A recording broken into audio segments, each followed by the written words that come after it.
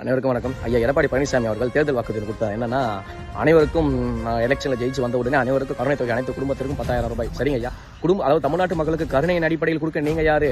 நீங்க சொன்ன போனா தமிழ்நாடு மக்கள் வாக்களித்து தான் நீங்க சட்டசபைக்கு போறீங்க. அவங்க பணத்தை தான் நீங்க கொண்டீங்க. மக்களின் கருணையால் தான் நீங்கள் சட்டமன்றத்தில் உள்ளீர்கள் என்பதை மறந்துவிட வேண்டாம். தமிழ்நாடு மக்கள் மானத்திலும் வீரத்திலும் சிறந்தவர்கள், உலக புகழ் பெற்றவர்கள் என்பதை மறைத்து கருணை அடிப்படையில் 10,000 ரூபாய் தருகிறேன் என்கிறீர்கள். அதற்கு பதில் ஐயா முன்னாள் அமைச்சர் வி ரமணா கூறுகிறார், இன்னும் நிறைய கிராமங்களுக்கு, குக்கிராமங்களுக்கு வசதிகள் கொண்டு செல்லவில்லை. கடைசி ஆட்சி செஞ்சது யாரு? மாறி மாறி திராவிட இரு கட்சிகள் தானே. அப்போ ஏற்று போலையே லாஸ்ட் 4 ஆண்டு நீங்க தானே இருந்தீங்க. ஏன் அந்த கிராமத்துக்குலாம் வந்து எல்லா வசதி கொண்டு போல? ஏன் கிராமத்தை இன்னும் கிராமமாக வச்சுட்டு இருக்கீங்க? வளர்ச்சி ஏன் கொண்டு வரல?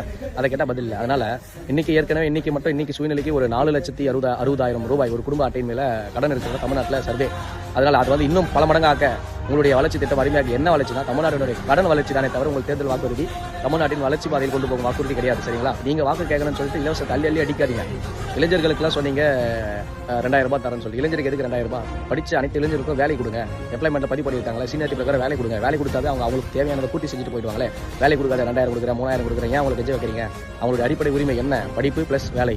அதுக்கு அதை பெற்று வாழ்கின்ற பெருமை மிக்க வாழ்வு இது ஏற்படுத்தி தர வேண்டியது ஒரு அரசினுடைய கடமை. அதையும் தவிர்த்துட்டே போறீங்க. அதே மாதிரி ஒரு சில இடத்துல வந்து நிறைய மாணவர்கள் வந்து கடன் வாங்கிலாம் படிச்சிருக்காங்க. கல்வியை முழுமையாக இலவசம் பண்ணுங்க. அதுதான் ஒரு அரசு தரணும். ஒரு நல்ல குடிமகனுக்கு கல்வியையும் மற்றும் மருத்துவத்தையும் நல்ல குடிநீரையும் அரசு தரணும். அதையும் தர மறுக்குது இந்த அரசு. நீங்க நிறைய காலேஜ் கட்டணும் இல்லையா?